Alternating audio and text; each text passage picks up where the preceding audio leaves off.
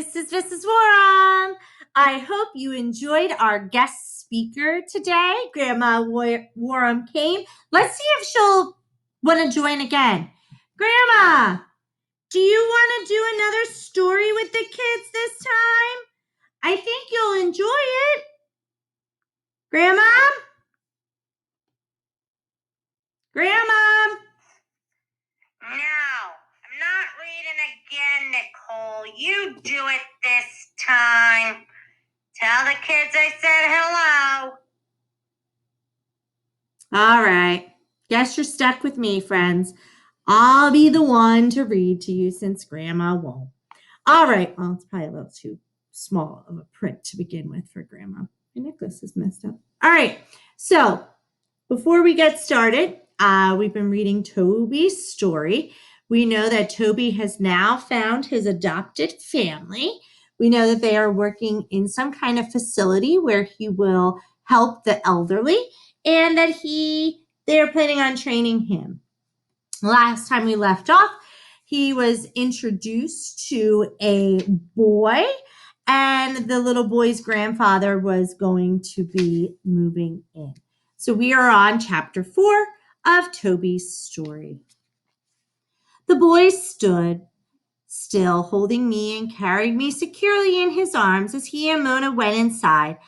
I dozed a while. He took me down the hallway, around a corner, and into a new room. "Hi, Granddad," he said. "Look, they got a dog here." He put me down on the bed. I was still sleepy, but I perked up to meet yet another new person.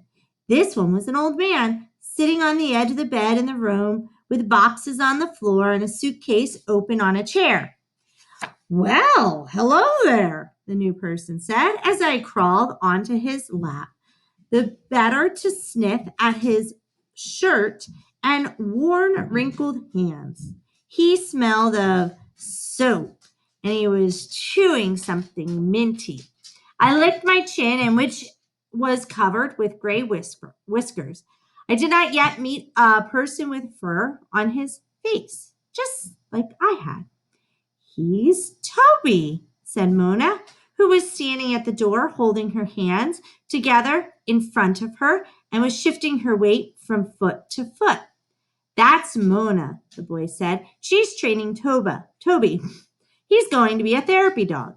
"Glad to hear it," the old man said. "Nothing like a dog to make a place feel like home." His voice was low and raspy, but kind.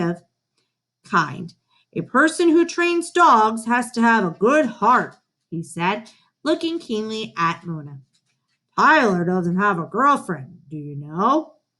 Do you have a boyfriend?" Mona got hotter than she had outside, and her face turned a different shade. "Granddad!" the boy groaned. That must have been his new name, I decided.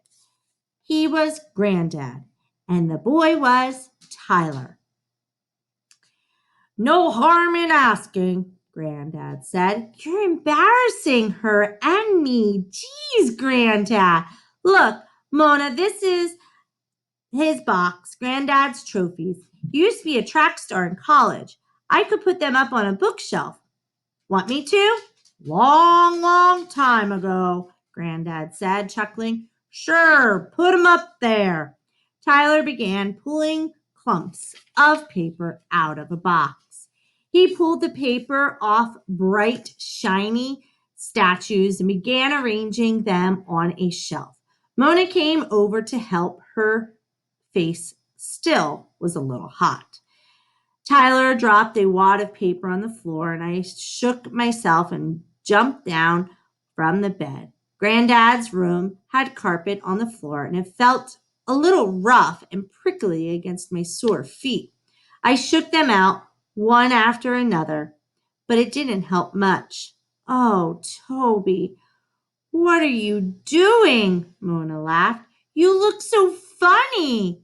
Even though my feet were bothering me and the crunchy rustling paper was so interesting, I put that aside for a moment. The paper didn't need to be chased. It just laid there.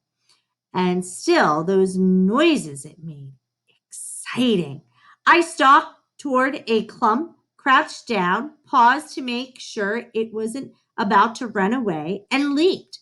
Once I had my teeth in the paper, I shook it hard, and it made more of a noise. I growled to show it who was boss.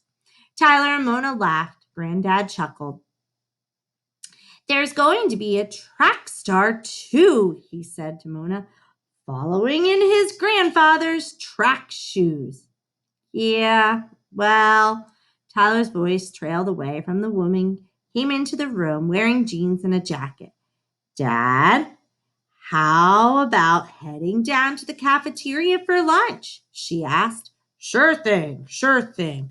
Hey, this lovely young lady is helping with my trophies is Mona. She's a dog trainer, so I hear.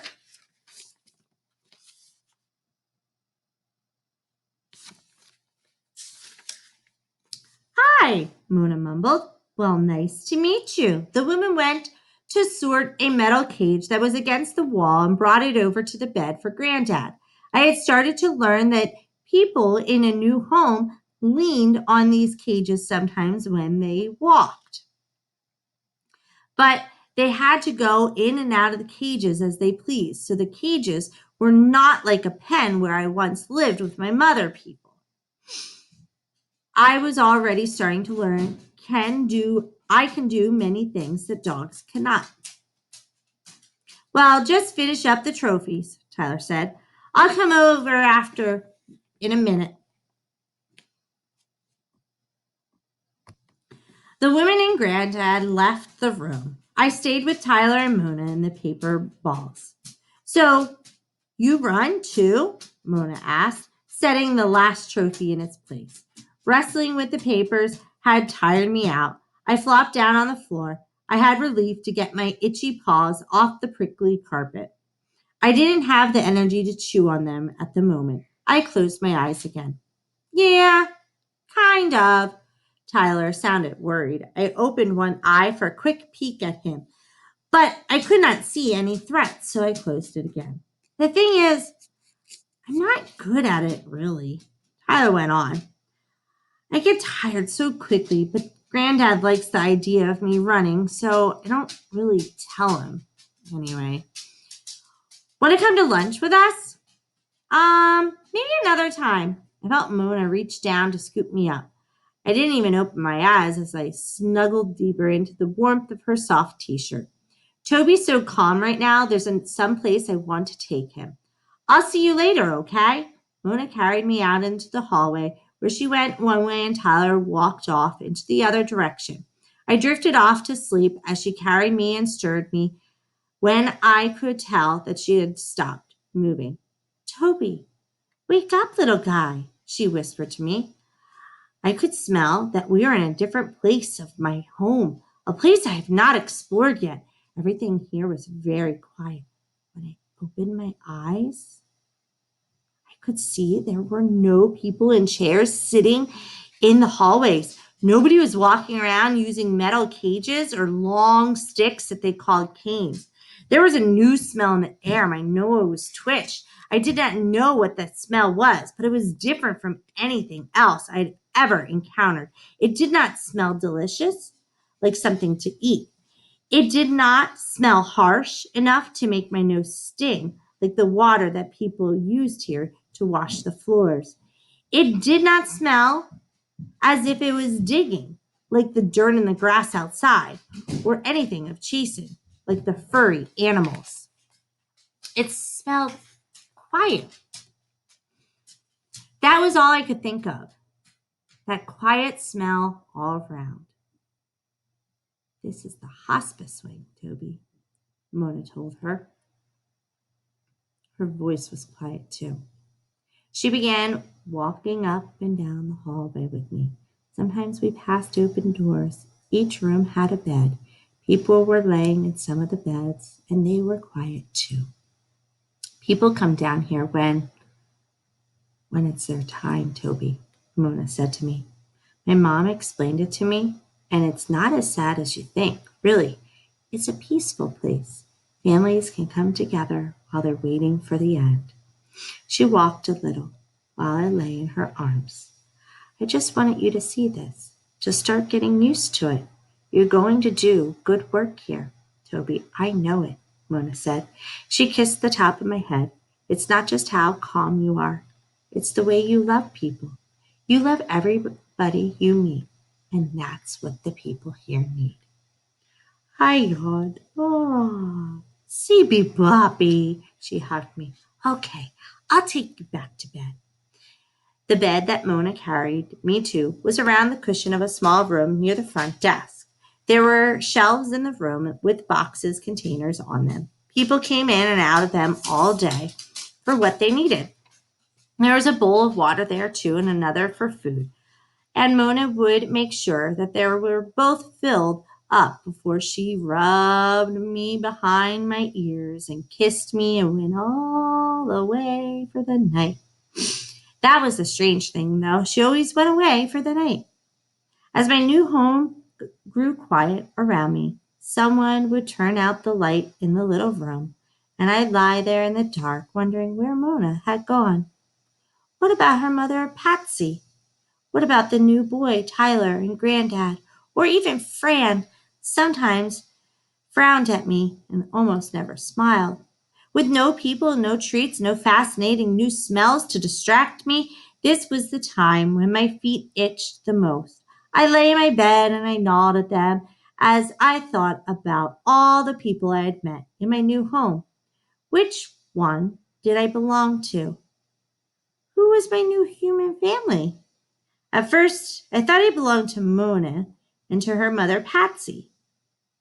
That seemed to make sense. They were the ones who had taken me from the ranch and my mother.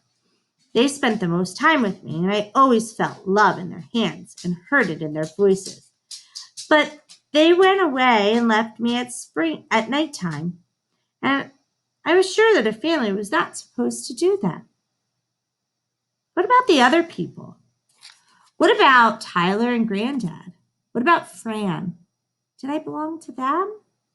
I lay in the dark and I thought and I couldn't understand. Night after night, I chewed harder and harder and nibbled on the tough, leathery pads of my feet, tugging with my feet at the tufts of the hair and grew between my toes. It didn't make the itching go away, but I couldn't stop. One night, a few days after Mona had taken me on a visit to the quiet place, I chewed so hard that I tasted blood. Now my feet didn't just itch, they hurt. Oh, but I still couldn't stop my teeth from gnawing on them. Blood dribbled onto the pillow that I slept on, and I wondered if Mona or Patsy or Tyler would be angry about that. People didn't seem to like things that spilled on the floor. Every time I left a puddle, someone would fuss over it and come over, wipe it up, hustle me outside. No one was here to do that now. I wish my mother was nearby to curl up around me. I wish Mona was here with her gentle hands, or Patsy or Tyler. I wish I were not alone. I whimpered a little bit, but nobody was there to hear me. All right, third grade, that is the conclusion of chapter 4. We will continue reading the next day and read chapter 5. I hope you're enjoying this story as much as I am, even though this one's a little bit sadder this time. I am enjoying and learning about Toby. I think great things will happen. All right, third grade, I hope you're having a fantastic day. Enjoy. See ya.